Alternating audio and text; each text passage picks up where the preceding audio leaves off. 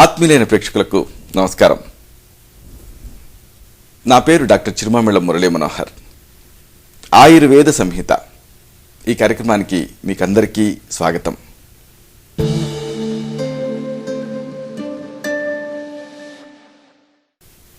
ఈ కార్యక్రమంలో ఒక ముఖ్యమైన విషయాన్ని, ప్రాచీన ఆయుర్వేద రహస్యాల్ని తెలుసుకోబోతున్నారు.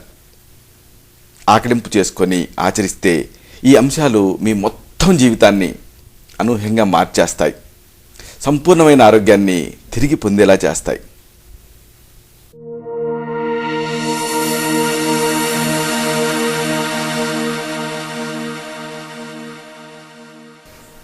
నమస్కారం. ఈ కార్యక్రమంలో మనం తెలుసుకోబోతున్న అంశం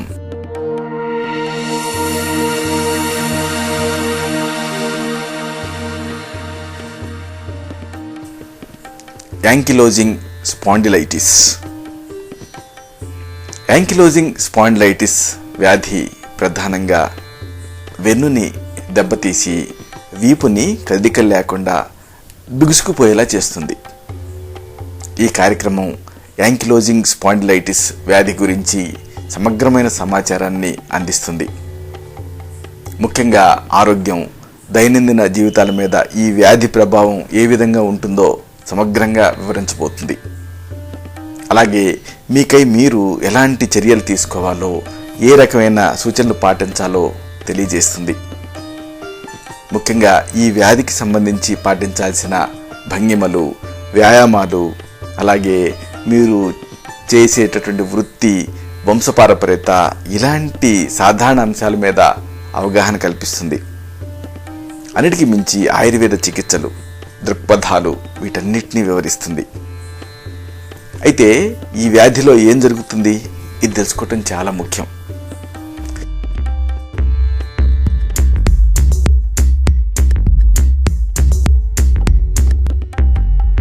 స్పాండిలైటిస్ అంటే వెన్నుముక జాయింట్లలో ఇన్ఫ్లమేషన్ చోటు చేసుకోవటం. గ్రీకు భాషలో వెన్నుపూసల్ని స్పాండిలోస్ అంటారు. ఈ మూల పదం నుంచి స్పాండిలైటిస్ అనే పదం పుట్టింది. ఇన్ఫ్లమేషన్ పతాక స్థాయికి చేరుకున్న తర్వాత జాయింట్లలో మరమ్మత్తు ప్రక్రియ అనేది మొదలవుతుంది. వెన్నుముక లోపల ఉండేటువంటి ఎముకలు రెండు వైపులా పెరిగి ఒకదాంతో మరొకటి కలిసిపోతాయి. ఎక్కువ శాతం కేసుల్లో వెన్నుపూసలు కలిసిపోవటం అనేది పార్షియల్గా, అంటే పాక్షికంగానే జరుగుతుంది. ఈ క్రమంలో వెన్నులో కదలికలు అనేవి తగ్గిపోతాయి. దీనినే యాంకిలోసిస్ అంటారు. అయితే ఎందుకు ఇలా జరుగుతుంది అనేది, లేకపోతే అసలు ఈ వ్యాధికి కారణం ఏమిటి అనేది ఇంకా వైద్య శాస్త్రవేత్తలకు ఇంతవరకు స్పష్టంగా తెలియరాలేదు. కాకపోతే కొన్ని అరుదైన సందర్భాల్లో మాత్రం అనువంశికత అనేది కనిపిస్తూ ఉంటుంది. అంటే కుటుంబంలో ఒకళ్ళ కంటే ఎక్కువ మందిలో ఈ వ్యాధి కనిపించే అవకాశం ఉంటుంది. అయితే ఈ వ్యాధి సంక్రామికం కాదు. ఇన్ఫెక్షన్ పాత్ర దీనిలో ఎంత మాత్రం లేదు. ఆటలు ఆడినందువలనో, లేకపోతే శారీరక శ్రమ చేసినందువలనో, లేకపోతే ఏదైనా దెబ్బలు తగలటం, ఇలాంటి వాటి వలనో ఇది రాదు. ఇంతవరకు సుస్పష్టం.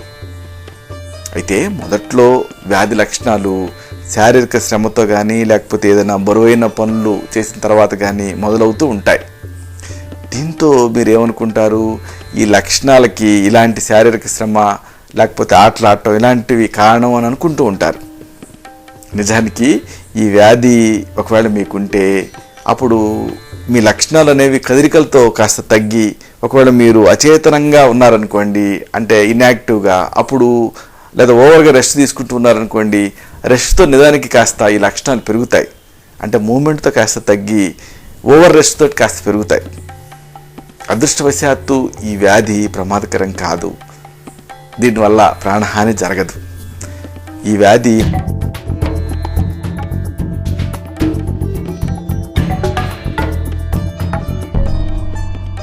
మహిళల్లో కంటే పురుషుల్లో 3 రెట్లు ఎక్కువగా అనిపిస్తూ ఉంటుంది. అంటే మేల్స్లో చాలా ఎక్కువ, ఫిమేల్స్తో పోలిస్తే 3 రెట్లు ఎక్కువ. అయితే 11 ఏళ్లలో పిల్లల్లో మాత్రం ఇది కనిపించదు, చాలా అరుదు. ఈ సందర్భంగా ఆయుర్వేదం ఏం చెప్తుందో తెలుసుకుందాం.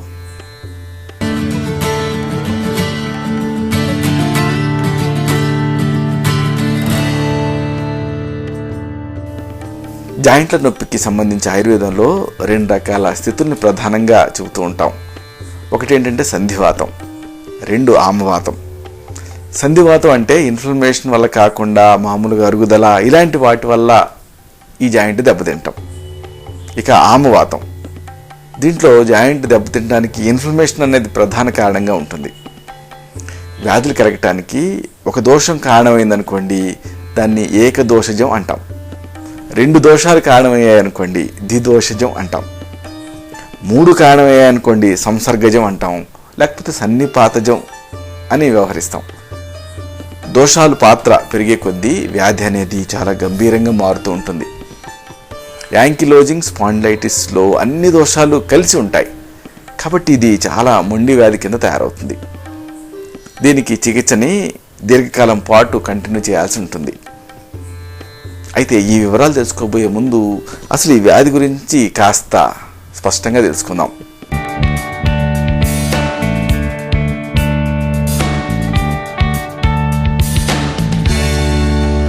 సమస్య ఎక్కడ మొదలవుతుంది అనేది తెలుసుకోవాలి. వెన్నుముక లేదా వెన్ను అనేది 24 ఎముకలతో అంటే 110 జాయింట్లతో నిర్మితం అవుతుంది.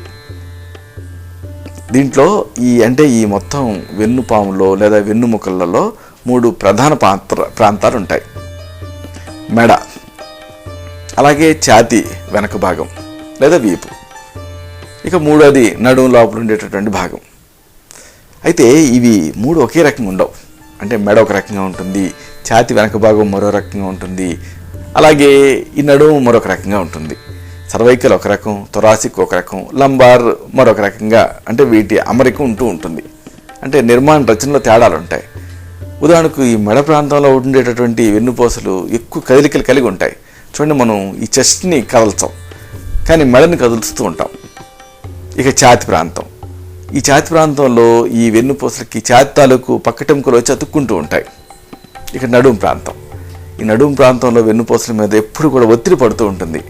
మెడ మీద అంత ఒత్తిడి పడదు కానీ నడుము మీద మొత్తం ప్రెషర్ పడుతూ ఉంటుంది. ఇది ఈ తుంటి లోపల ప్రాంతం శాక్రం ఉంటుంది కదా, దీంతో అనుసంధానం అవుతుంది. యాంకిలోజింగ్ స్పాండిలైటిస్ వ్యాధి సాధారణంగా నడుము లోపల ఉండేటటువంటి కట్టి ప్రాంతంలో అంటే శాక్రోయిలియాక్ జాయింట్లో స్టార్ట్ అవుతుంది. అయితే ఈ వ్యాధిని ఎలా గుర్తుపట్టాలి ఇది తెలుసుకుందాం.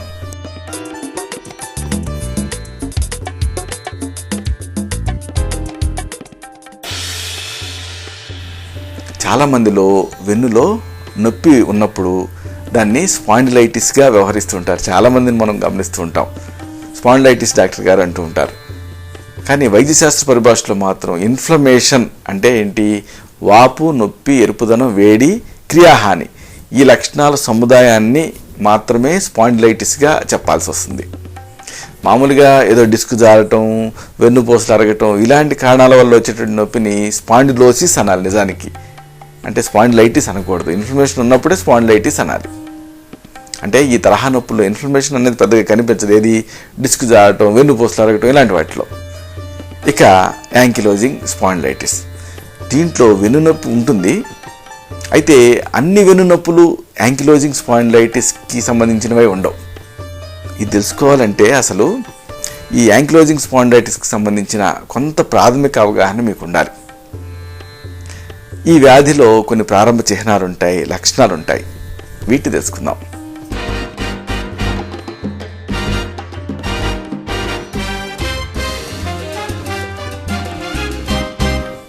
ఈ వ్యాధి నడుము నొప్పితో మొదలవుతుంది. ఇది ముఖ్యమైన లక్షణం. జాగ్రత్తగా ఈ లక్షణాలను మీరు గమనించాలి. సాధారణంగా వ్యాధి నిశ్చయం మొదట్లో జరగదు. పిరుదుల్లో నొప్పిగా అనిపిస్తూ ఉంటుంది. అలాగే నడుము ప్రాంతంలో, తొడల వెనక భాగంలో నొప్పి అనిపించవచ్చు. ఏదైనా ఒక బరువైన పని చేశారనుకోండి, లేకపోతే ఎక్కువగా శారీరక శ్రమ చేశారనుకోండి, అప్పుడు ఈ నొప్పి అనేది స్టార్ట్ అవుతుంది. అయితే ఈ నొప్పి క్రమంగా మెడ, భుజాలు, అలాగే తుంటి, అలాగే తొడలు ఇలాంటి వాటిలోకి వ్యాపిస్తుంది. నొప్పి అంటే మెడ, భుజాలు, తుంటి, తొడలు వీటిలోకి రేడియేట్ అవుతుంది. కొన్ని కేసుల్లో ముఖ్యంగా పిల్లల్లో అయితే ఈ నొప్పి అనేది నడుములో ఉండదు, మోకాళ్ళల్లో, తుంటి భాగాల్లో ఎక్కువగా కనిపిస్తూ ఉంటుంది. అలాగే మోకాళ్ళలో వాపు కూడా కనిపిస్తుంది. వ్యాధి స్టార్టింగ్ ఫేజ్లో అంటే ఈ ప్రారంభావస్థలో ఎంత జాగ్రత్తగా మనం ఎగ్జామిన్ చేసినప్పటికీ కూడా ఈ లక్షణాలు తప్పితే ఇక ఇతరత్ర ఏవి కనిపించవు. కొంతమంది వ్యక్తుల్లో నొప్పులు కొన్ని నెలల పాటు అప్పుడప్పుడు వస్తూ అప్పుడప్పుడు పోతూ ఉంటాయి, తప్పితే పెద్దగా ఇబ్బంది పెట్టవు. ఇక మరి కొంతమంది ఉంటారు, వీళ్ళ లక్షణాలు చాలా తీవ్రంగా మేనిఫెస్ట్ అవుతాయి. అలాగే బరువు తగ్గుతూ ఉంటారు, చిన్న పనికి అలసిపోతూ ఉంటారు, నలతగా ఉంటూ ఉంటారు. ఇలాంటివన్నీ కూడా అనుబంధ లక్షణాల కింద ఉంటాయి. ఇలాంటి వాళ్ళల్లో ఈ సమయం గడిచే కొద్దీ క్రమంగా ఈ తీవ్రస్థాయి నొప్పులు ఫార్చునేట్గా తగ్గుముఖం పడతాయి, బట్టి ఒక మోస్తరు స్థాయికి చేరుకుంటాయి, అక్కడ నిలిచిపోతాయి. వ్యాధి చాలా కాలంగా ఉంటుందనుకోండి, ఇలాంటి వాళ్ళల్లో నడుము బిగదీసుకుపోతుంది. కొంతమందిలో ఇంతటితో వ్యాధి ముందుకు సాగకుండా ఆగిపోతుంది. ఇలాంటి సందర్భాల్లో మెడ, తుంటి, చేతులు అలాగే కాళ్ళు ఇవన్నీ కూడా యథావిధిగా పనిచేస్తూ ఉంటాయి కాబట్టి రోజువారీ పనులకి పెద్దగా ఆటంకం అనేది ఏర్పడదు. ఇలా కాకుండా ఒకవేళ ఉదయం వేళల్లో నడుములో పట్టేసినట్టుంటే అప్పుడు సాధారణంగా ఈ సోదహార ఔషధాలు ఆయుర్వేదాలు ఉంటాయి, వీటిని ఇవ్వాల్సిన అవసరం ఉంటుంది. వేళ్ళలో మొదట్లో నొప్పి ఉంటుంది, అయితే రోజువారీ పనులకు ఆటంకం ఏర్పడదు. అయితే రోజులు గడిచే కొద్దీ ఎప్పుడు చేసే పనులు చేయటం కష్టం అవుతుంది. కొన్ని రోజుల తర్వాత కొంతమందిలో వ్యాధి ఇనాక్టివ్ అయిపోతుంది, అచేతనం అయిపోతుంది, లక్షణరహితంగా మారిపోతుంది. ఇక మరికొంతమందిలో మాత్రం ఎప్పుడు కూడా ఇది చైతన్యావస్థలోనే ఉంటుంది. నొప్పి అనేది ఒక ప్రధాన సమస్య అయిందనుకోండి, అప్పుడు దీనికి ఆయుర్వేదంలో వేదనా స్థాపన ఔషధాలు ఉన్నాయి, వీటితో కంట్రోల్ చేయాల్సి ఉంటుంది. కొంతమందిలో ఈ వ్యాధి ప్రభావానికి వెన్ను మాత్రమే కాకుండా తుంటి జాయింట్లు, మోకాళ్ళు, మోచేతులు, భుజాలు ఇలాంటివి లోనవుతూ ఉంటాయి. చాలా అరుదుగా చేతి వేళ్ల లోపల ఉండేటటువంటి కణుపులు అలాగే ఇతర చిన్న జాయింట్లు కొంతమేర ఈ వ్యాధి ప్రభావానికి లోనయ్యే అవకాశం ఉంటుంది. ఇలాంటి సందర్భాల్లో ఈ చిన్న జాయింట్లలో నొప్పితో పాటు కొద్దిగా గమనిస్తే వాపు కూడా కనిపిస్తుంది. తుంటి భాగం బిగదీసుకుపోవటాన్ని అలాగే ఇతర ఈ స్టిఫ్నెస్ ఇలాంటి వాటిని మంచి ఎక్సర్సైజ్తో అలాగే సోదహార ఔషధాలతో నిరోధించాలి. ఇలా కంట్రోల్ చేయలేదనుకోండి, అప్పుడు మోకాళ్ళ మీద, నడుము మీద ఒత్తిడి పెరుగుతుంది, ఈ నొప్పులు మరింత ఎక్కువ అవుతాయి. వెన్ను మాత్రమే కాకుండా కొన్ని సందర్భాలలో ఎముకల్లో ఆపరేటటువంటి కొన్ని కేంద్రాల్లో నొప్పి వస్తూ ఉంటుంది. ఉదాహరణకు కాలి మడుములో ఇలాంటి లక్షణాలు కనిపించవచ్చు. అప్పుడు గట్టిగా ఉండే నేల మీద నిలబడటం కష్టం అవుతుంది. ఒకవేళ పిరుదుల్లో ఉండేటువంటి ఎముక అంటే ఇస్కియం వ్యాధి ప్రభావానికి లోనైందనుకోండి, అప్పుడు ఈ గట్టి కుర్చీల మీద కూర్చోవడం అనేది మీకు కష్టంగా తయారవుతుంది. ఇక కొంతమంది సఫరర్స్లో ఛాతి నొప్పి ఉంటుంది. ఛాతి భాగంలో ఉండేటటువంటి ఈ పక్కటెముకలు ఈ ఎదురు రమ్మును కలిసే చోట కదలికలు తగ్గిపోతాయి కాబట్టి ఈ ఛాతి నొప్పి అనేది కనిపిస్తూ ఉంటుంది. అయితే ఈ ఛాతికి ఉదర ప్రదేశానికి మధ్య డయాఫ్రమ్ ఉంటుంది కదా, ఇది మామూలుగానే ఉంటుంది కాబట్టి ఊపిరితిత్తుల పనితీరులో పెద్దగా మార్పు ఉండదు. అయితే దగ్గటం, తుమ్మటం అలాగే ఆవలించటం ఇలాంటివి చేసేటప్పుడు జాయింట్లు బిగదీసుకుపోతే అప్పుడు ఈ శ్వాసకోశ సంబంధ సమస్యలు ఇబ్బంది పెడుతూ ఉంటాయి. అయితే సరైనటువంటి ప్రాణాయామంతో అలాగే మంచి శ్వాసహార ఔషధాలతో ఈ పక్కటెముకలు, ఊపిరితిత్తుల్ని వ్యాధి ప్రభావానికి లోనవ్వకుండా కాపాడుకోవచ్చు. కొంతమందిలో ఈ కంట్లో ఉండేటటువంటి నల్లగుడ్డు ఈ యాంకిలోజింగ్ స్పాండిలైటిస్ వ్యాధి ప్రభావానికి గురవుతుంది. దీంతో ఐరైటిస్ ఏర్పడే అవకాశం ఉంటుంది. యాంకిలోజింగ్ స్పాండిలైటిస్ వ్యాధిగ్రస్తుల్లో ఉన్నటువంటి హఠాత్తుగా కన్ను మెరమెరలాడితే అప్పుడు వెంటనే దాన్ని అశ్రద్ధ చేయకుండా వైద్యుడి దృష్టికి తీసుకువెళ్ళాలి. ప్రతి 100 మంది బాధితుల్లో ఒకళ్ళకి గుండె, ఊపిరితిత్తులు అలాగే నాడీ వ్యవస్థలు వ్యాధి ప్రభావానికి లోనయ్యే అవకాశం ఉంటుంది. అలాగే చాలా అరుదుగా మరి కొంతమందిలో పేగులు వాపులకు గురవుతాయి, అంటే ఇన్ఫ్లమేషన్కి గురవుతాయి, కోలైటిస్ కనిపించే అవకాశం ఉంటుంది. ఇంకా కొంతమంది ఉంటారు చర్మం పైన సోరియాసిస్ కనిపించవచ్చు ఇలాంటి వాళ్ళలో. అయితే ఈ స్థితులన్నింటినీ మంచి ట్రీట్మెంట్స్ ఉన్నాయి కదా ఆయుర్వేదంలో, వీటితో ఎదుర్కోవచ్చు. అయితే ఈ సందర్భంగా అనుబంధ లక్షణాల గురించి, అనుబంధ వ్యాధుల గురించి కూడా మీరు కాస్త తెలుసుకోవాలి.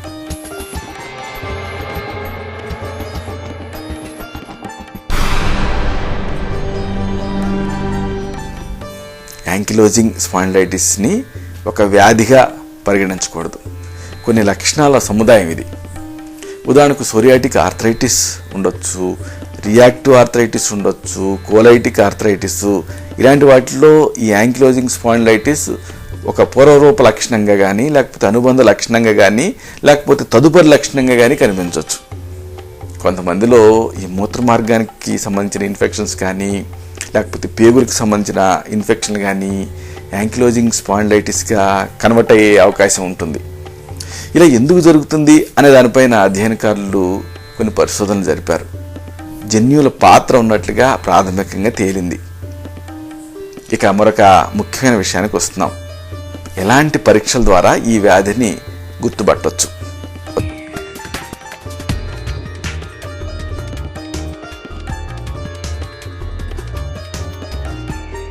ఇది తెలుసుకోవటం చాలా ముఖ్యం.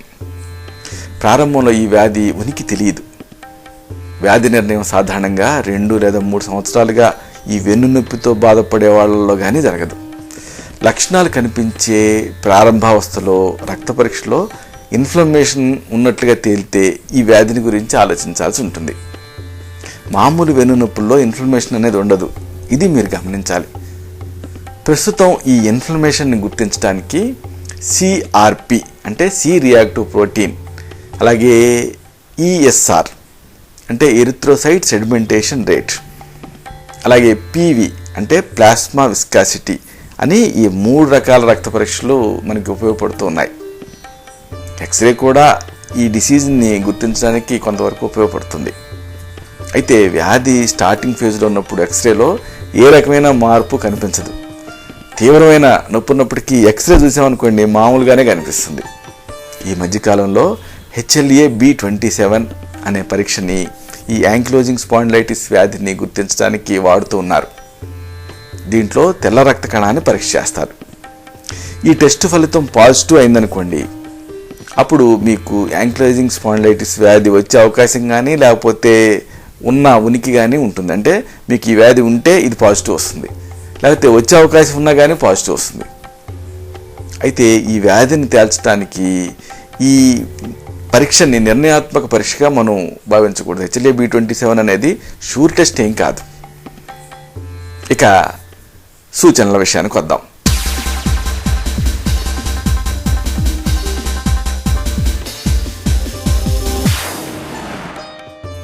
అంటే మీకు ఈ సమస్య ఉందనుకుని ఏం చేయాలి? కొన్ని జాగ్రత్తలు తీసుకోవాలి. ఆహారంలో మాంసకృత్తులు ఎక్కువ ఉండేలా చూసుకోండి. తేలిగ్గా జీర్ణమయ్యే ఆహారం తీసుకోండి. విటమిన్లు, కాల్షియము ఇవి ఎక్కువగా ఉండే ఆహారం తీసుకోండి. బరువు పెరగకుండా జాగ్రత్తలు తీసుకోండి. కరివేపాకు, పాలకూర, టమాటా, మజ్జిగ, రాగులు, మెంతికూర, సోయా చిక్కుడు ఇవి కాల్షియంని మీకు ప్రొవైడ్ చేస్తాయి. ప్రొవైడ్ చేయడంతో పాటు బరువు తగ్గడానికి మీకు హెల్ప్ చేస్తాయి. ప్రతిరోజు కనీసం 20 నిమిషాలు ముఖం కిందకి ఉంచి బోర్లా పడుకోండి. 20 మినిట్స్ ప్రతిరోజు ఫేస్ డౌన్ పొజిషన్లో పడుకోవాలి. అలాగే రోజులో వీలైనన్ని ఎక్కువ సార్లు బలంగా ఊపిరి తీసుకుని వదులుతూ ఉండాలి. ఇది మరొక ముఖ్యమైన సూచన. ప్రతిరోజు డైలీ ఒక 20 మినిట్స్ ఫేస్ డౌన్ పొజిషన్లో పడుకోవాలి. ఇదొకటి. అలాగే బాగా ఊపిరి పీల్చుకొని వదులుతూ ఉండాలి. ఛాతి ఖండాలు తేలిగ్గా పనిచేయడం కోసం మీరు కాస్త వదులుగా ఉండేటువంటి దుస్తులు ధరించండి. ఒకవేళ మీకు స్మోక్ చేసే అలవాటు ఉంటే వెంటనే మానేయండి. ఈ స్మోకింగ్తో ఊపిరితిత్తులకి మరింత హాని జరుగుతుంది. ఇక నిలబడ్డప్పుడు, కూర్చున్నప్పుడు, నడిచేటప్పుడు ఇలాగ అన్ని సందర్భాల్లో మీ భంగిమని మీరు సరిచూసుకుంటూ ఉండండి. అంటే వెన్ను నిటారుగా ఉండాలి. అలాగే రోజువారీగా అనునిత్యం మీరు వ్యాయామం చేస్తూ ఉండండి అర్ధశక్తిగా.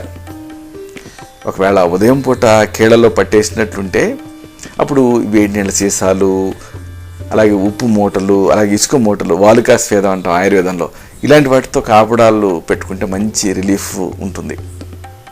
ఈ వ్యాధి ఒక్కొక్కళ్ళు ఒక్కొక్క రకంగా రూపాంతరం చెందుతుంది. ఫలానా వాళ్ళకి ఫలానా విధంగా జరిగింది కాబట్టి నాకు కూడా ఇలాగే జరుగుతుంది అని మీరు డేలా పడిపోకూడదు పోల్చుకొని. మన శరీరాలు ఒకే విధమైన అంశానికి రకరకాలుగా స్పందిస్తూ ఉంటాయి. ఆయుర్వేదంలో దీన్ని ప్రకృతి అంటాం. ఈ వ్యాధిలో దీర్ఘకాలం పాటు లక్షణాలు తీవ్ర రూపం దాలుస్తూ మళ్ళీ శాంతిస్తూ ఉంటాయి. వ్యాధి లక్షణాలు ఉధృతంగా ఉన్నప్పుడు మీరు కుంగిపోకండి. అంటే ఈ వ్యాధులు అనేవి ఒక కడలి తరంగం లాంటివి. చూడండి, అలా ఎప్పుడు పైనే ఉండదు, కింద పడుతుంది. పోనీ కింద ఉంటుందా అంటే మళ్ళీ పైకి లేస్తుంది. వ్యాధులు కూడా అంతే. చక్రవర్తి పరివర్తతే, అంటే చక్రంలాగా పరిభ్రమిస్తూ ఉంటాయి. అచేతనమైన జీవితాన్ని గడిపే వాళ్ళలో సమయం గడిచే కొద్దీ కూడా నడుము, మెడ, వీపు ఇలాంటి భాగాలలో వెన్ను బిగదీసుకుపోవచ్చు. కాబట్టి దీన్ని ప్రివెంట్ చేయడం చాలా ముఖ్యం. కాబట్టి కంటిన్యూస్గా మీరు రోజు స్నానం ఎలా చేస్తూ ఉంటారో, రోజు మీరు తల ఎలా దూకుంటూ ఉంటారో అలాగా రెగ్యులర్గా ఎక్సర్సైజ్ చేస్తూ ఉండాలి. ఇక మరొక ముఖ్యమైన విషయం, విశ్రాంతి గురించి మీరు కాస్త తెలుసుకోవాలి.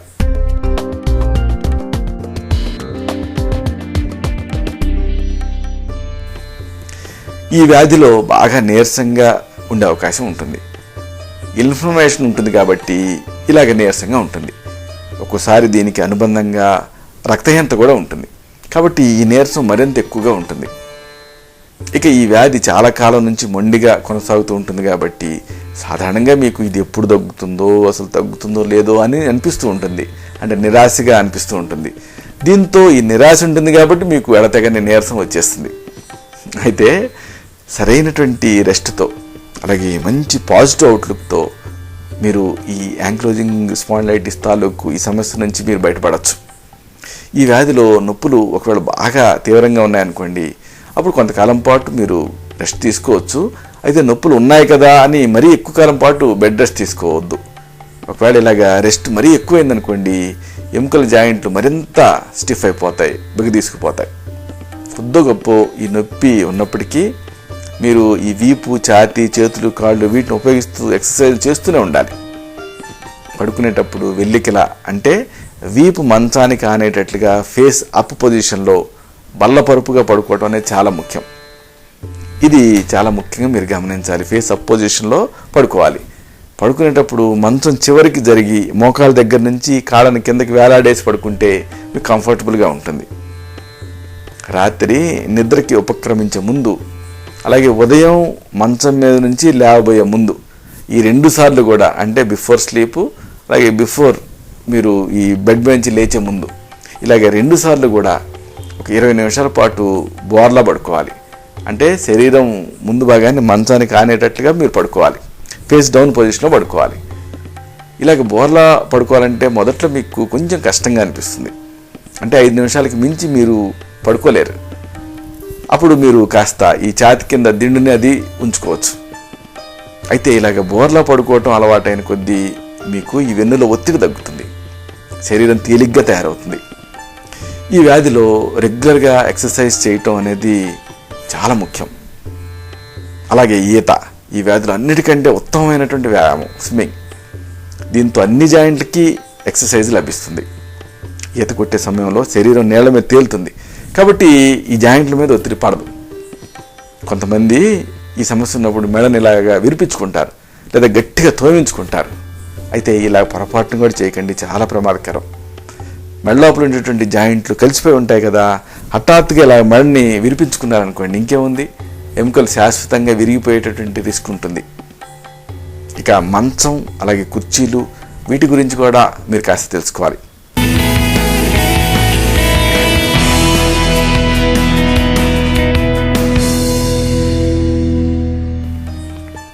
మీరు ఉపయోగించే మంచం స్థిరంగా ఉండాలి.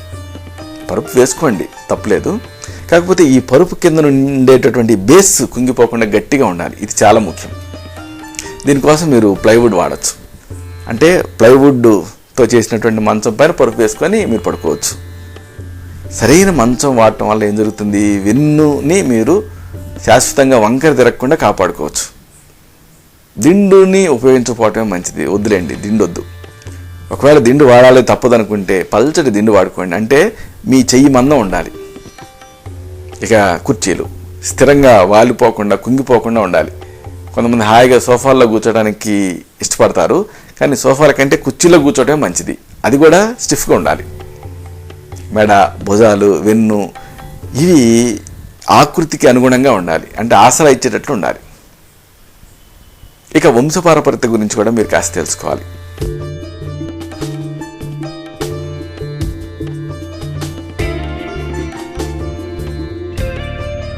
చాలామంది సఫరర్స్ ఈ వ్యాధి తమ సంతానానికి కూడా వస్తుందేమోనని బెంగపెట్టేసుకుంటూ ఉంటారు, అడుగుతూ ఉంటారు నన్ను రోజువారీ ప్రాక్టీస్లో, డాక్టర్ గారు మా పిల్లలకు వస్తుందా ఇది అని. అయితే వంశపారపర్యంగా ఈ వ్యాధి నడిచే అవకాశం చాలా చాలా చాలా తక్కువగా ఉంటుంది. 50 మంది బాధితుల్లో కేవలం ఒకళ్ళ పిల్లలకి మాత్రమే ఈ వ్యాధి అనువంశికంగా వచ్చేటటువంటి అవకాశం ఉంటుంది. 49 మందికి చెందిన సంతానం మామూలుగానే ఉంటారు. ఇది మీరు గమనించాలి.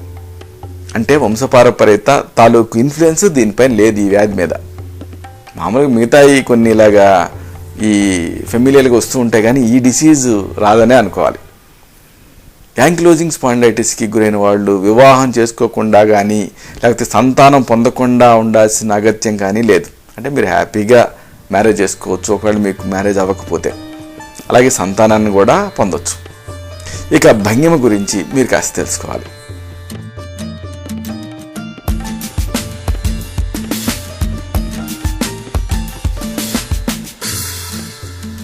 యాంకిలోజింగ్ స్పాండిలైటిస్ వ్యాధికి చికిత్స తీసుకోకుండా శ్రద్ధ చేశారనుకోండి, వెన్ను మరింతగా ముందుకు వంగుతుంది. దీన్ని నివారించడం చాలా ముఖ్యం. కాబట్టి వెన్నుని సాధ్యమైనంత వరకు నిటారుగా ఉంచే ప్రయత్నం చేస్తూ ఉండండి. నిలబడ్డప్పుడు, కూర్చునేటప్పుడు వాలిపోకుండా తిన్నగా నిటారుగా ఉండండి. గట్టి బ్యాక్ రెస్ట్ ఉండేటువంటి కుర్చీలు వాడండి. మెత్తటి కుషన్లు ఉండేటువంటి సోఫాలు, కూరుకుపోయినటువంటి సీట్లు ఇలాంటి వాటిని ఉపయోగించకండి. ఏదన్నా పని చేయాల్సి వస్తే ముందుకి వంగకండి. అలాగే డెస్క్ ముందు కూర్చునేటప్పుడు కూడా ముందుకు వంగకుండా వెనక్కి వాలి కూర్చోండి. అలాగే సరైన ఎత్తులో కూర్చోవటం కూడా చాలా ముఖ్యం. ఒకే సమయంలో ఎక్కువ సమయం పాటు కూర్చోకుండా తరచూ ఈ భంగిమలను మారుస్తూ ఉండండి. ఒకవేళ ఏదైనా పని గంటల తరబడి చేయాల్సి వస్తే మధ్య మధ్యలో రెస్ట్ తీసుకోవటం అనేది చాలా ముఖ్యం. దీన్ని మర్చిపోకండి.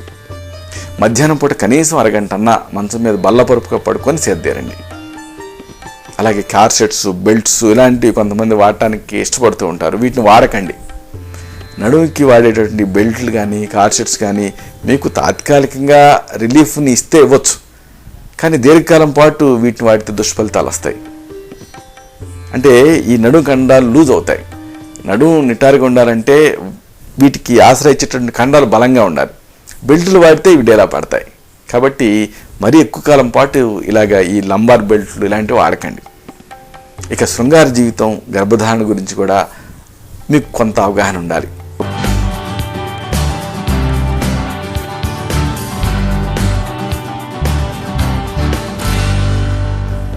ఈ వ్యాధి సాధారణంగా యంగ్ ఏజ్లో, యవ్వనంలో, శృంగారంలో చురుగ్గా పాల్గొనేటటువంటి వయసులో స్టార్ట్ అవుతుంది.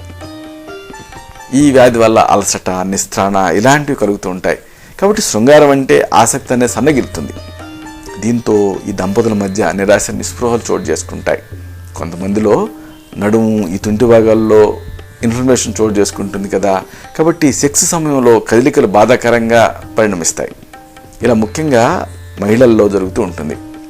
నొప్పిని, ఇన్ఫ్లమేషన్ని తగ్గించడానికి యాంటీ ఇన్ఫ్లమేటరీ ఔషధాలు ఉంటాయి, శోధార ఔషధాలు. అలాగే మంచి ఎక్సర్సైజులు ఉంటాయి. ఇలాగా ఈ ఇన్ఫ్లమేషన్ని వీటితో అధిగమించవచ్చు. ఇక గర్భధారణ. ఈ గర్భధారణ వల్ల ఈ వ్యాధి మీద కానీ, ఈ వ్యాధి వల్ల గర్భధారణ మీద కానీ పెద్దగా ప్రభావం కనిపించదు. అంటే ఈ వ్యాధి ఒకవేళ మీకుంటే గర్భం ధరించడంలో ఎటువంటి ఇబ్బంది ఉండదు. కాకపోతే తుంటి భాగంలో ఇన్ఫ్లమేషన్ ఉంటుంది కాబట్టి సాధారణ ప్రసవం కష్టం కావచ్చు. అలాంటి సందర్భాల్లో సిజేరియన్ అనేది అవసరం అవుతుంది. కాబట్టి కాస్త ప్లాన్ చేసుకోవటం మంచిది. ఇక మీరు చేసేటటువంటి వృత్తి, అలాగే మీరు చేసే ఉద్యోగాల గురించి కూడా కొంచెం డిస్కస్ చేయాలి.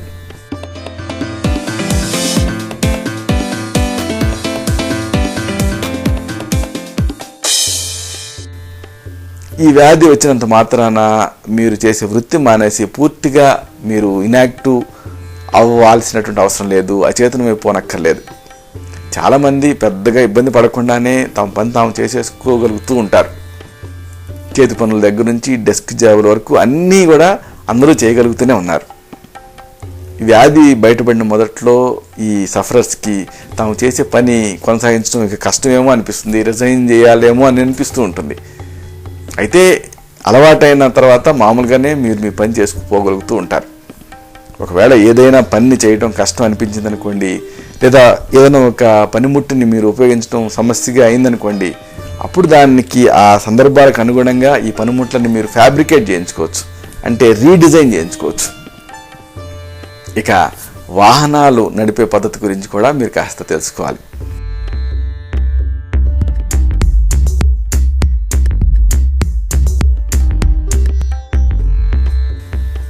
దూర ప్రయాణాలు చేసేటప్పుడు మధ్య మధ్యలో ప్రయాణాన్ని ఆఫ్ చేసి వాహనం నుంచి దిగి 5 నిమిషాలు అటు ఇటు నడవండి. దీంతో వెన్నులో నొప్పి, వాపు, కొయ్యబారినట్టు ఉండటం ఇలాంటివి తగ్గుతాయి, రిలీఫ్ వస్తుంది.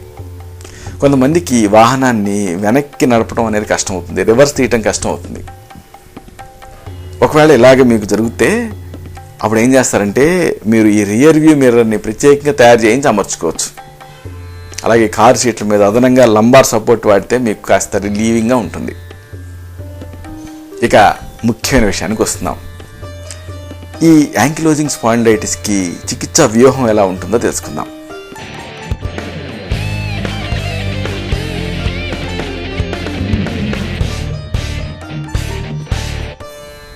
యాంకిలోజింగ్ స్పాండిలైటిస్కి చేసే ఆయుర్వేద చికిత్సతో కొన్ని ప్రత్యేకమైన ప్రయోజనాలు కలుగుతాయి. నొప్పి, కొయ్యబారినట్టు ఉండటం ఇలాంటి లక్షణాల తీవ్రతను తగ్గించి రిలీఫ్ కలిగించడం అనేది ఈ చికిత్సల ప్రధాన ప్రయోజనం. వెన్నులో కదలికలు ఉంటాయి చూసారా, వీటిని పునఃస్థాపించడం అనేది మరొక ప్రయోజనం. ఇక వ్యాధి వేగాన్ని అదుపు చేయటం, సాధ్యమైనంత వరకు ఈ సఫరర్స్ని సాధారణ వ్యక్తిగత సామాజిక జీవితాన్ని గడిపేలా చేయటం అనేది చికిత్సలో కీలకమైన అంశం. ఈ సందర్భంగా పంచకర్మల గురించి అలాగే ఔషధ చికిత్సల గురించి మీకు చెప్పాలి.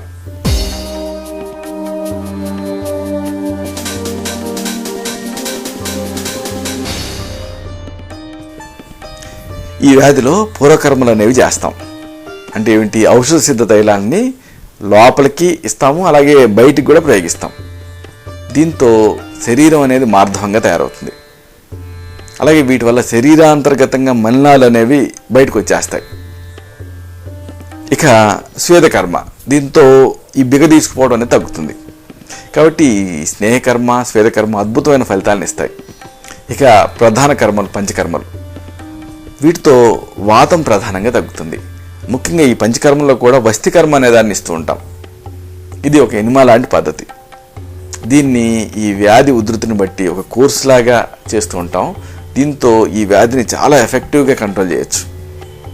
అలాగే కొంతమందికి అవసరాన్ని బట్టి శమనౌషధాలు ఇస్తూ ఉంటాం. యోగరాజ్ గుగ్గులు అనేవి కొంతమందికి బాగా సూట్ అవుతాయి.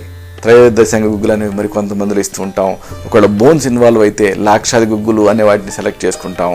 అలాగే ఒకవేళ నొప్పి ప్రధానంగా ఉన్న సందర్భాల్లో మహావాత విధ్వంసిన రసం అనేది, ఇలాగా మీ వ్యక్తిగత తత్వాన్ని బట్టి, సమస్య తీవ్రతను బట్టి, అలాగే అక్కడున్న సిచ్యువేషన్ని బట్టి స్పెసిఫిక్ డ్రగ్స్ ఉంటాయి. వీటిని సెలెక్ట్ చేసి ఇస్తూ ఉంటాం. దీంతో మంచి అమేజింగ్ రిజల్ట్స్ ఉంటాయి. ఇక ఒకవేళ ఈ సమస్య మీకు ఉందనుకోండి, కొన్ని ప్రథమ చికిత్సలు, కొన్ని మంచి గృహ చికిత్సలు ఉన్నాయి. వీటిని కూడా తెలుసుకుందాం.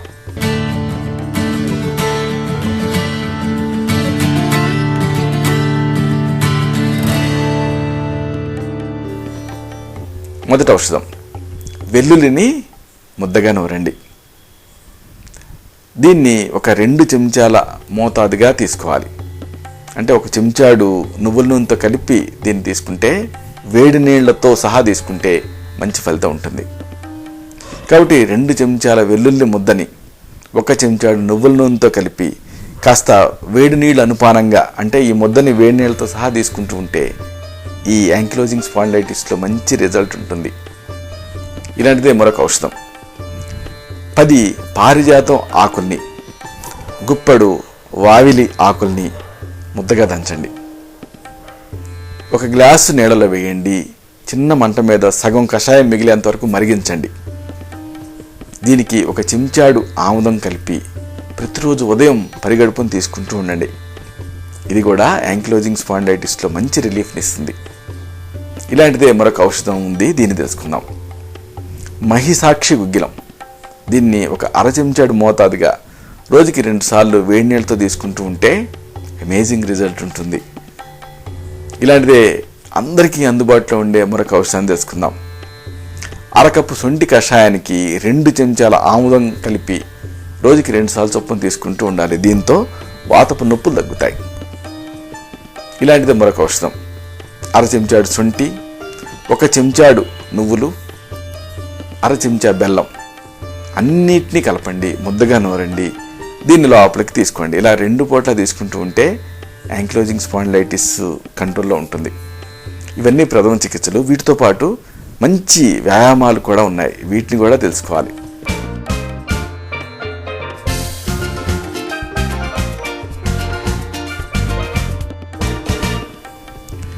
మొదటి వ్యాయామాన్ని తెలుసుకుందాం.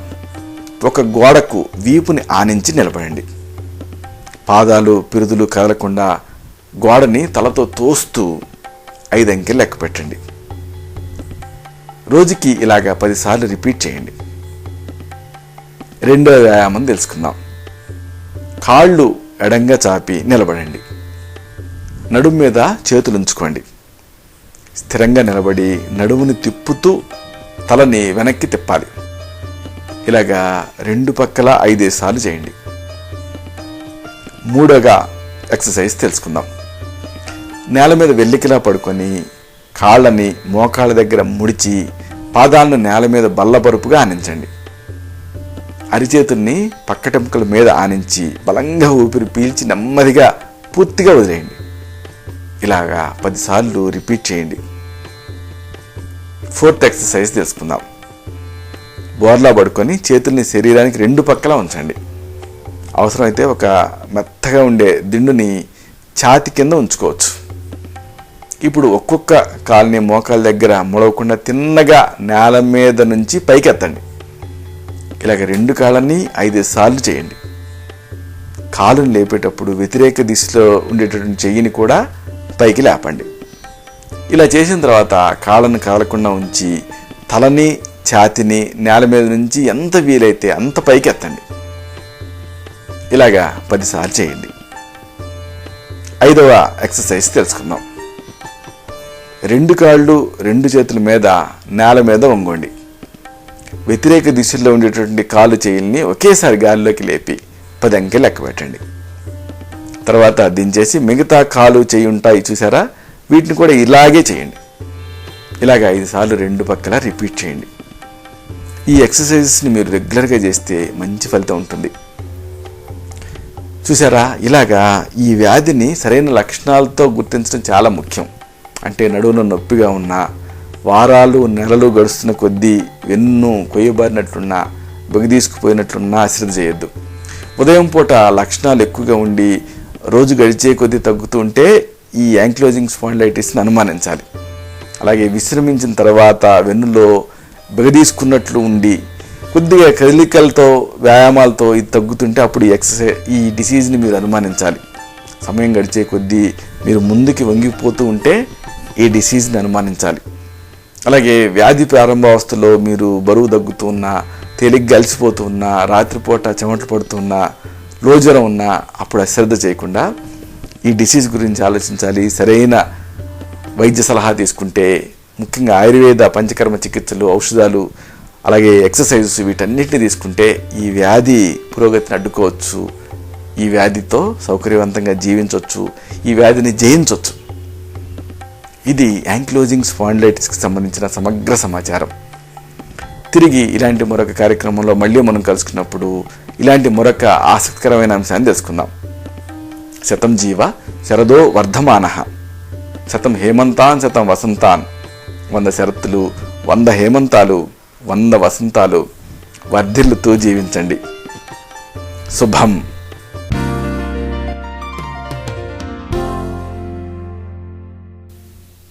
చూశారు కదా, ఇది విషయం.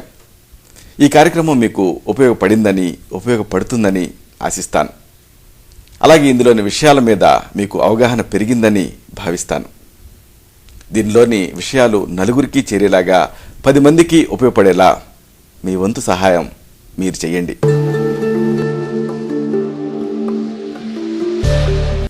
డాక్టర్ చిరుమామిళ్ల మురళీ మనోహర్, ఎండి, ఆయుర్వేదం, రక్ష ఆయుర్వేదిక్ సెంటర్, సార్డి studios road, opposite state home, Ameerpet, Hyderabad 73. Phone 9177445454.